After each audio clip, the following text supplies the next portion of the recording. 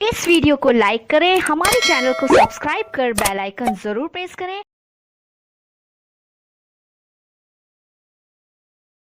Hello दोस्तों, आप सभी का हमारे चैनल स्टडी ग्रुप एजुकेशन में स्वागत है। आज की इस वीडियो में हम कंप्यूटर की कार्य पद्धति के बारे में जानेंगे और साथ ही इसके अंतर्गत आने वाले मुख्य भाग कौन कौन से हैं और इसमें हम भंडारण यूनिट और मेमोरी के बारे में विस्तार से पढ़ेंगे। तो चलिए वीडियो स्टार्ट करते हैं। इससे पहले हमने कंप्यूटर के 3 क्लास हमारे हो चुके हैं। अगर आप उसे देखना चाहते हो तो प्लेलिस्ट पर वे वीडियो अवेलेबल हैं और साथ ही आगामी वीडियो प्राप्त करने के लिए आप हमारे चैनल को भी सब्सक्राइब कर सकते हैं। हमारी कंप्यूटर की सीरीज़ के अंतर्गत हम लगभग सारे टॉपिक को एक के बाद एक वीडियो के माध्यम से आपको प्रोवाइड कराएंगे। तो चलिए वीडियो स्टार्ट करते हैं। कंप्यूटर की कार्य पद्धति। कंप्यूटर को कार्य करने के लिए हार्डवेयर और सॉफ्टवेयर की ज़रूरत पड़ती है। कंप्यूटर की कार्यप्रणाली में मुख्यतः 5 भाग आते हैं: इनपुट, भंडारण, प्रोसेसिंग, आउटपुट और कंट्रोल यूनिट। तो इन 5 भागों से मिलकर कंप्यूटर कार्य करता है। इनपुट यूनिट कंप्यूटर में डाटा और अनुदेशों को डालने का कार्य करता है, तो इसे इनपुट डिवाइस कहा जाता है। जैसे माउस एक प्रकार का इनपुट डिवाइस है, कीबोर्ड एक प्रकार का इनपुट डिवाइस है। इसके बारे में हम आगे विस्तार से पढ़ेंगे कि कौन कौन से डिवाइस इनपुट डिवाइस होते हैं। इनपुट डिवाइस इनपुट इंटरफेस की मदद से डाटा और अनुदेशकों को बाइनरी संकेतों में बदलता है। आज के इस वीडियो में हम भंडारण यूनिट या मेमोरी के बारे में विस्तार से जानेंगे। मेमोरी 2 प्रकार के होते हैं: प्राथमिक या फिर मुख्य मेमोरी, और दूसरा होता है द्वितीयक या सहायक मेमोरी। प्राथमिक मेमोरी या मुख्य मेमोरी ऐसे मेमोरी होते हैं जो कंप्यूटर सिस्टम यूनिट के अंदर स्थित होते हैं और यह एक प्रकार का इलेक्ट्रॉनिक मेमोरी है। इसकी स्मृति क्षमता कम होती है और गति अत्यंत तीव्र होती है। इसमें अस्थायी निर्देशों और तत्कालिक परिणामों को संग्रहित किया जाता है। यह एक प्रकार का अस्थायी अर्थात वोलेटाइल मेमोरी का उदाहरण है। याद रखिएगा, प्राथमिक या मुख्य मेमोरी एक प्रकार का अस्थायी वोलेटाइल मेमोरी का उदाहरण है जिसमें कंप्यूटर के ऑफ कर देने के बाद सूचना भी समाप्त हो जाती है।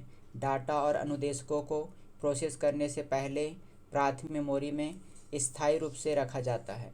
जब कंप्यूटर ऑन रहती है तो प्राथमिक मेमोरी में जो भी डाटा रहेंगे वो स्थायी रूप से स्टोर रहते हैं, लेकिन जैसे ही कंप्यूटर को बंद कर दिया जाता है तो वह सूचना समाप्त हो जाती है। इस कारण यह एक प्रकार की अस्थायी या फिर वोलेटाइल मेमोरी का उदाहरण है। इसके अंतर्गत semiconductor register, cache memory, RAM और रोम आते हैं। तो इसके बारे में हम जानते हैं कि आखिर यह रजिस्टर क्या होते हैं, कैश क्या होते हैं, रोम और रैम क्या होते हैं। उससे पहले हम देखते हैं कि द्वितीयक मेमोरी या फिर सहायक मेमोरी किसे कहा जाता है। तो डाटा या सॉफ्टवेयर तथा अंतिम परिणामों को स्थायी रूप से जिस मेमोरी में संग्रहित किया जाता है उसे द्वितीयक या सहायक मेमोरी कहा जाता है। यह एक प्रकार का स्थायी मेमोरी है अर्थात नॉन वोलेटाइल मेमोरी। कंप्यूटर को बंद करने के बाद भी यह डाटा नष्ट नहीं होते हैं, यह मेमोरी में उपलब्ध होते हैं। तो इस प्रकार की मेमोरी को सहायक या फिर द्वितीयक मेमोरी कहा जाता है। इस मेमोरी के अंतर्गत चुंबकीय डिस्क जिसे मैग्नेटिक डिस्क भी कहा जाता है, ऑप्टिकल डिस्क जैसे सीडी डीवीडी, ये सभी ऑप्टिकल डिस्क के अंतर्गत आते हैं, तो वे द्वितीयक मेमोरी या फिर सहायक मेमोरी के अंतर्गत आएंगे। उसके बाद अगला हार्ड डिस्क, फ्लॉपी डिस्क, ये सभी द्वितीयक मेमोरी के उदाहरण हैं। इसमें संग्रहित डाटा परमानेंट रहती है, वह नष्ट नहीं होती है। इस कारण इसे स्थायी या फिर नॉन वोलेटाइल मेमोरी कहा जाता है। अगला हम देखते हैं प्राथमिक या मुख्य मेमोरी के अंतर्गत रजिस्टर क्या होते हैं।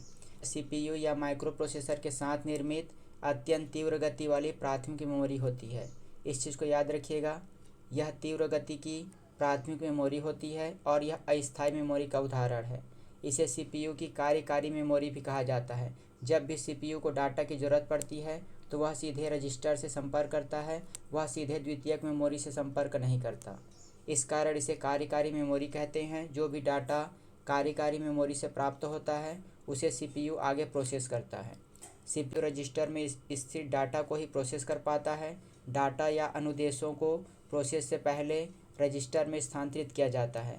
जो भी डाटा रहते हैं द्वितीयक मेमोरी में उसे पहले रजिस्टर में स्थानांतरित किया जाता है, उसके बाद रजिस्टर से सीपीयू इसका उपयोग करता है। रजिस्टर सीपीयू या माइक्रो प्रोसेसर के भीतर स्थित होता है। अगला हम देखते हैं कैश मेमोरी। यह भी रजिस्टर की तरह एक प्रकार की अस्थायी मेमोरी होती है। कैश मेमोरी सीपीयू से सीधा जुड़ा होता है।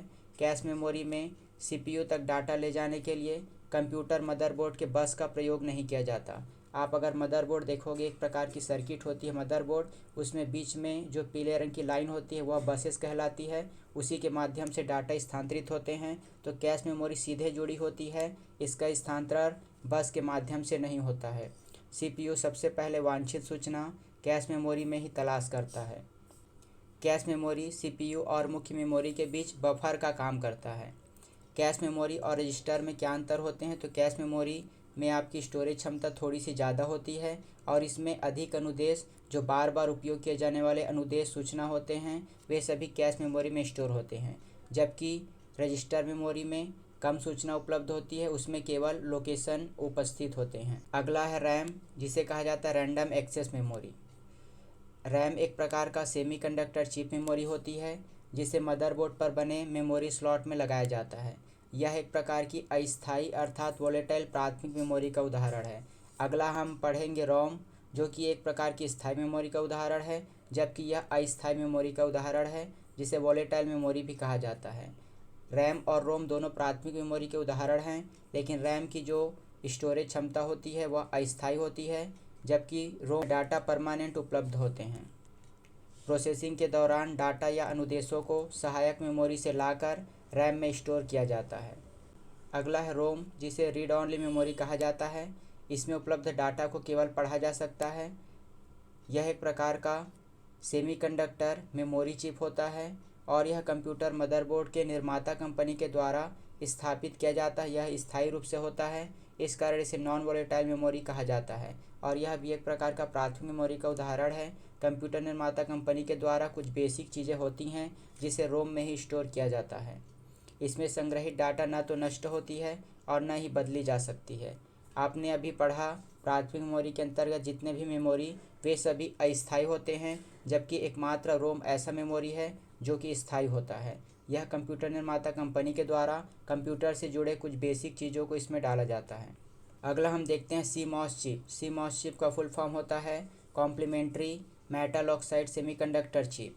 यह एक प्रकार का ऐसा चिप होता है जैसे कंप्यूटर में कुछ सूचनाएं या सेटिंग्स जो हैं वो लगातार अपडेट होती रहती है। जैसे कंप्यूटर को ऑफ करने के बाद भी आपको समय और तिथि 4 दिन बाद भी ऑन करने से पता चल जाती है। तो इसके लिए जिस मेमोरी का उपयोग किया जाता है उसे CMOS मेमोरी कहा जाता है।